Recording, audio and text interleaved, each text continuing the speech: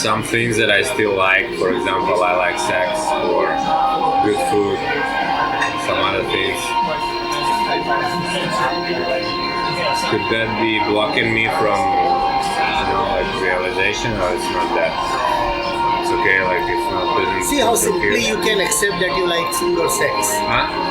How simply you can accept that. It's okay. Yes. The only thing that you can call as a block is the thing that you do not acknowledge. So you are blocking. That is the block. You are blocking the acknowledgement. One has as an offshoot of Prakriti, as a current in the whole flow of Prakriti, one has all the right to like good food, like good sex, like this and that, be entitled to his likes and dislikes. Be honest. Be honest. What was this? Good sex. Now don't call it love and commitment. Be honest. What was it? Good food. Now don't say it was a great spiritual experience. What was it? It was a good intestinal experience. It was a good experience of the tongue. Now don't say it satisfied my soul. But that would still be desires, and that would be still acting out of desires. The desires be there. What's so wrong with desires? I don't know. The books say desires lead to attachment. Desires must be acknowledged as desires, and then they lose their sting. So when she asks, darling, what do I mean to you? You must say, body, nice body, flesh. That is honesty. That is honesty. Now, if the relationship has to drop, it will drop. But you must be extremely honest. Huh? In fact, even saying body is disguised, generalized dishonesty.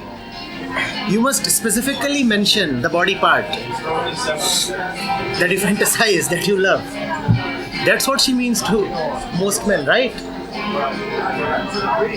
That is honesty. Now what is to drop will get dropped.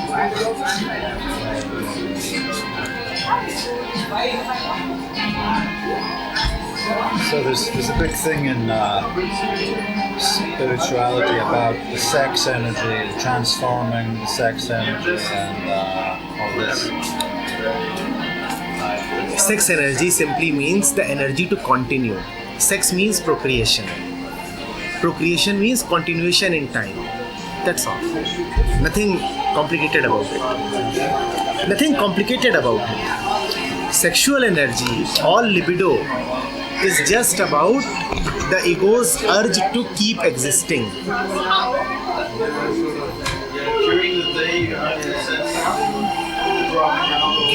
Even after the demise of the body, you want to continue in some way. You want kids. That is why sex is so pleasurable. That's ego, right? Ego wants to continue. So when sexual energy is being talked of, just take it as ego, nothing else. But on the level of Prakriti, in the expression of Prakriti, that's Anosha also talked. This same energy which expressed. Prakriti is time. Time will continue. So sex will continue. As long as this body is there, sex will be there. Now what do you want to do with it? Just take sex as sex. Do not take sex as a tantric kriya or something. It is sex. This body has experience, so that what in the male becomes a compulsive energy that wants to express and have that pleasure, can also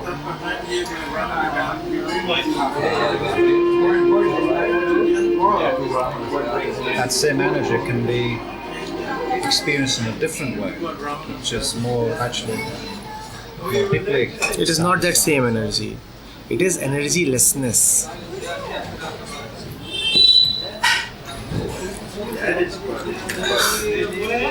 Energy would always be a disturbance.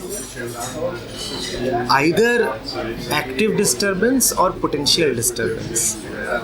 The witness has no energy. Only Prakriti has more and more energy. Many times when we are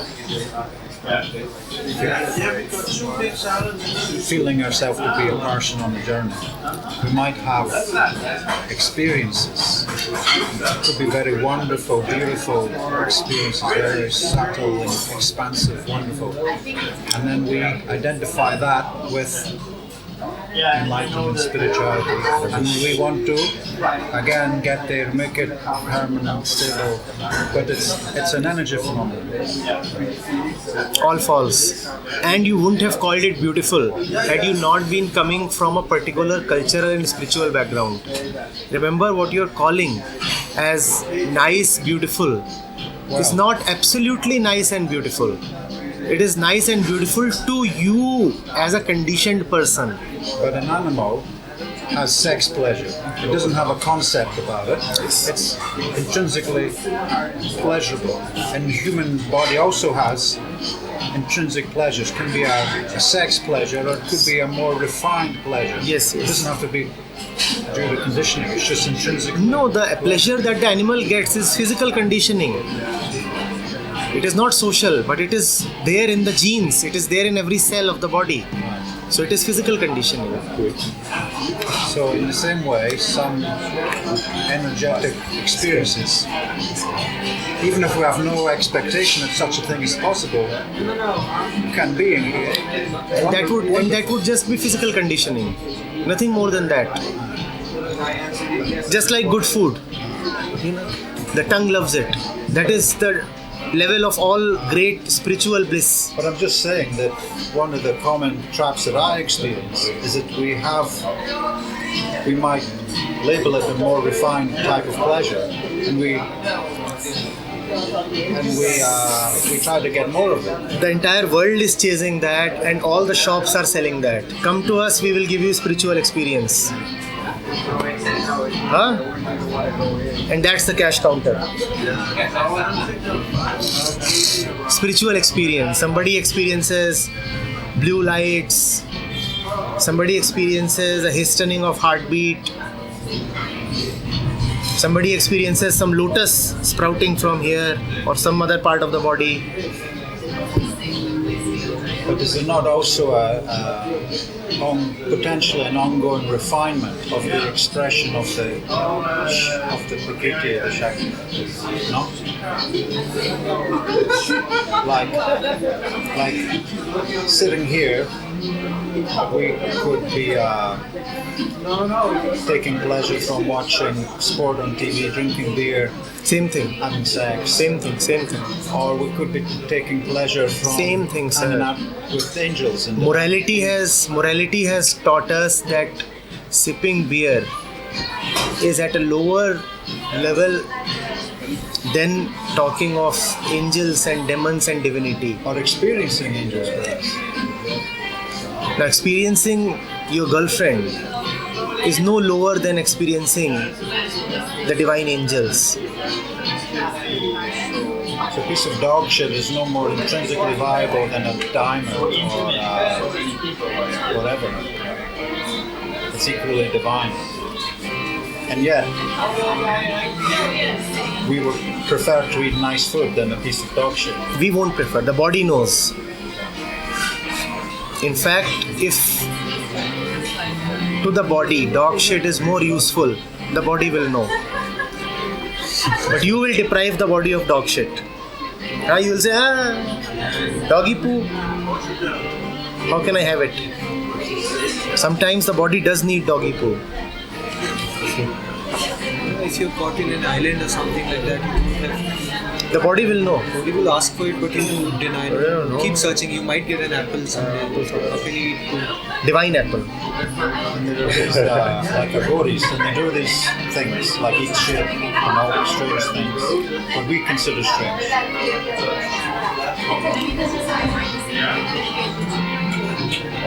Or They are only doing what any man free of concepts would anyway do. but it might be a concept for them. That can happen with anybody.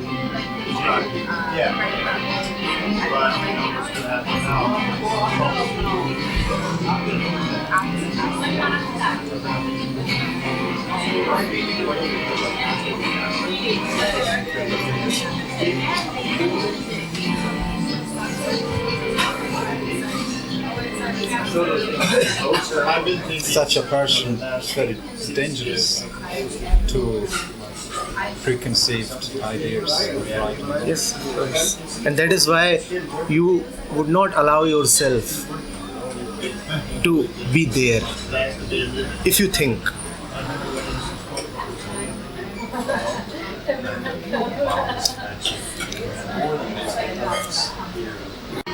He dreads attachment as he would a serpent. Again.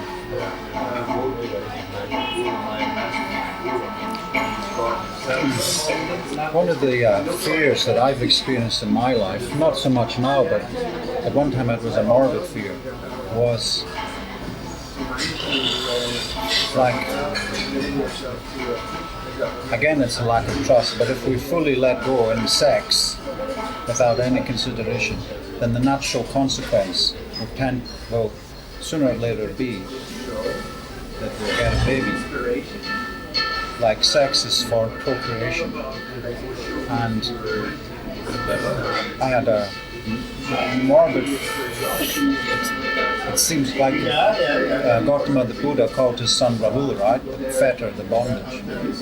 And here what he says, he dreads attachment as he would a serpent. And so that I mean, we don't know what, like you said, we don't know what will happen actually if we fully surrender. But the fear could be there, as in my case, that to fully surrender will result in great bondage. Like we need some measure of control. No, it is not then a measure of control. I don't know why you should call it control. Well, like, for example, to not to come inside the woman, or to You realize that. or to wear a condom. Yes, but you realize that. It is not a matter of control. You realize that this would mean a continuation of the same thing, the same story. You will have to then role play. You will have to then exist in the form of the sun. It is a realization, no? I think he's trying to say that he cannot completely let go, like, and be in the moment and like completely be. He has to think about in the back of his mind. No, but the thing is, Something. I fully understand that. But what he is talking of is a point where Prakriti is trying to assert its continuation. Right. Pregnancy might set in. Pregnancy what? You know, if you inseminate a woman, Yes. what you get is a baby. Yes. He's talking about that particular point. Yes. Is that point not the same as the point that you encounter when you are trying to do anything that relates to future? What is a baby? A baby represents something that will grow, mature. It represents the future. Yes. And we come across these instances of the future in so many other cases also. It represents commitment and responsibility. In the future. Attachment. In the future. In the future. So it represents that you will have to remain what you are. It represents continuity. It represents that you will have to stay in the stream. That is what it represents. But why must one take that moment as special? That moment keeps coming to us in 1,000 ways. Does it not come? Where there is a possibility that if you take one particular action at this time, you will have to bear the consequences in the future. And to bear the consequences, you will have to exist in the future. Why is that any special? Just as you deny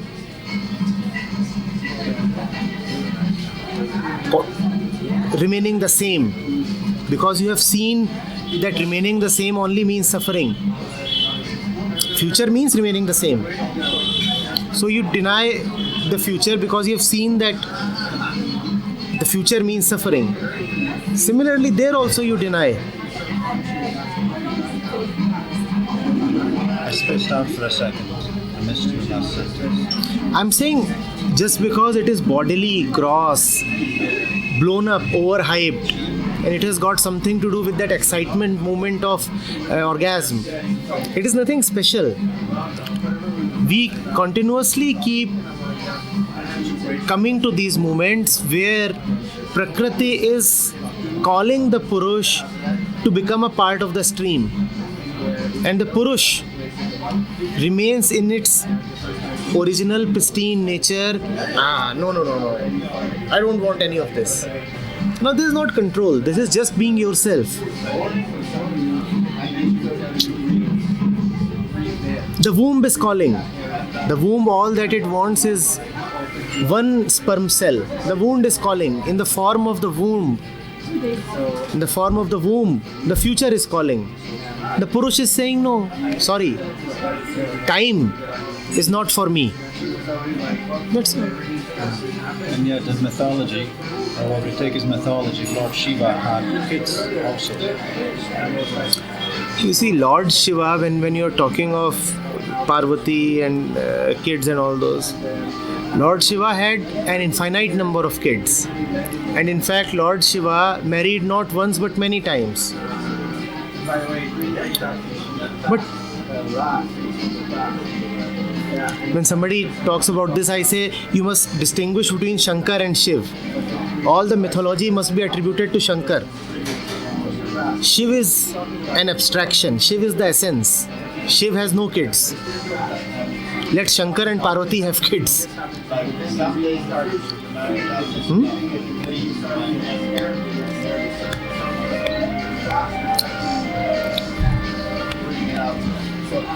Now, if the question then is whether a natural man, whether an enlightened man would ever have kids, because you started off by saying that Buddha called his son as Rahul, the chain. So is that an ideal that the enlightened man should never have kids? Or is it possible that like Shankar, he may have kids, or like Ram, or like... The answer is that the question is trying to set up a model. Kids may be there, kids may not be there.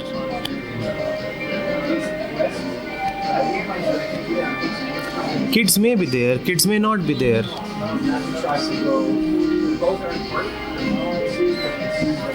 If kids are there, nothing special about it. If kids are not there, no need to. But for the mind, the fear of family life, in a sense, obligates one to be very much involved with the world. That's perhaps... So you're not afraid of kids. You are afraid of continuing. You are afraid of... As I am. As I am. You are afraid of the time that you'll have to give, the commitment, the responsibility and all those that things. My suffering as I am will be compounded even. What if, in spite of the kids being there physically, you don't have to undergo this suffering? Then nothing will be a problem, right? That would be the real road test.